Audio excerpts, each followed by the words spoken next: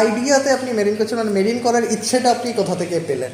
ওকে, এইটা করতে গেলে আরেকটু আগে যেতে হবে। রাইট। আরেকটু আগে হচ্ছে আমার স্কুল লাইফে, হ্যাঁ।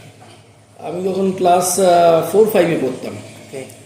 তো তখন প্রথম আমার একটি বন্ধুর বাড়িতে আমি যাই এবং ওনার যে বাবা কাকু আমাকে তখন রেড মলি, ব্ল্যাক মলি, গাপ্পি এগুলো কিছু দেয় 5-6টা। তো সেটা আমি প্যাকেটে নিয়ে বাড়িতে ফেরত আসি। That was the first. ঠিক আছে, তো এই মাছের প্রতি ভালোবাসাটা বোধহয় সেখান থেকে জন্মেছিল। তো ওই মাছ আমি রাখি। আমার বাচ্চাবেলায় বেসিক্যালি দুটো অ্যাকুরিয়াম ছিল, তো দুটোই ফ্রেশ ওয়াটার অ্যাকুরিয়াম ছিল।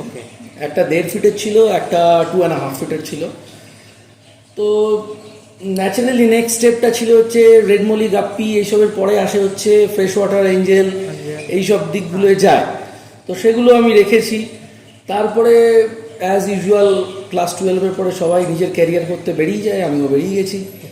তো মাছটা ওখানেই স্টপ হয়ে যায়, হবিটা স্টপ হয়ে যায়। ভালোবাসাটা থেকে যায়, হয়তো সেটা ডরম্যান্ট ছিল এতদিন।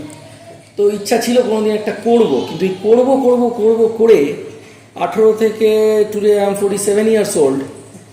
তো মানে 29 বছর কেটে গেছে কি যে আমার একটা ট্যাঙ্ক করা হয়নি। Massive gaping and massive patience. কিন্তু বাড়িটা যখন আবার করি তখন আবার ইচ্ছাটা তো জেগে ওঠে কি যে একটা করব। তো সেই জন্য টেবিলটা করি। ওটা হচ্ছে টেবিলের আনসার। আচ্ছা, এরপরে যেটা আসে সেটা হচ্ছে এর উপরে অ্যাকুরিয়াম তো একটা বসবে। তো বসবে যখন ফ্রেশ ওয়াটার হবে কি মেরিন হবে, এটাও একটা বড় পয়েন্ট। তো এটা নিয়ে আমি ভাবি কি যে এটা ফ্রেশ ওয়াটার করব, মেরিন করব।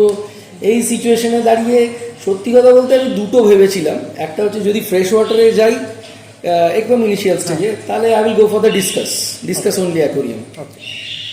তারপরে যে জিনিসটা হয় সেটা হচ্ছে যে মেরিন তো একটা অ্যাট্রাকশন নিয়ে আসেই, আর বাইরেও টুকটাক ঘুরে টুরে মেরিন অ্যাকোরিয়ামগুলো অনেক বেশি অ্যাট্রাকটিভ লাগে মানুষের। আপনি ফরেন কান্ট্রিতে দেখেছেন মেরিনের অ্যাট্রাকশন? যারা গেছে মোটামুটিভাবে সবাই জানে যে আন্ডার ওয়াটার অ্যাকোরিয়াম সব কান্ট্রিতেই আছে। The beauty of that is, I can't explain with my words. Yes.